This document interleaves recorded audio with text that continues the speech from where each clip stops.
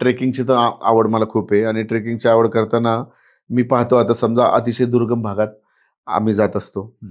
आणि तिथं गेल्यावर लक्ष येतं की शाळेतील मुलं जात असतात, काही चालत जात असतात.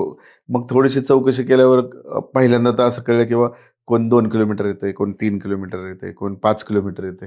म्हणजे 5-5 किलोमीटरवरनं पण मुलं त्या ठिकाणी येतात. मग असं माझ्या डोक्यात आलं की जर आपण वाढदिवस, पहिलं मी वाढदिवस असं माहेर संस्था किंवा अशा अनाथ आश्रमात करायचो. बरं. मग माझ्या डोक्यात कल्पना आली की हा वाढदिवस आपण या मुलांना सायकल देऊन केला तर काय होईल.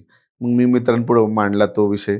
मग म्हणले ठीक आहे. मग त्या दृष्टीने आम्ही ट्रेकिंगला गेलं हं. की आमचं कामच की पहिलं शाळेत जायचं, बरं. तिथं मुख्याध्यापकांना भेटायचं, शिक्षकांना भेटायचं, तिथं त्यांच्याकडून सगळी माहिती घ्यायची की किती मुलं आहेत, किती मुली आहेत, बाहेरून येणारे किती आहेत, जास्त अंतरावरनं किती आहेत.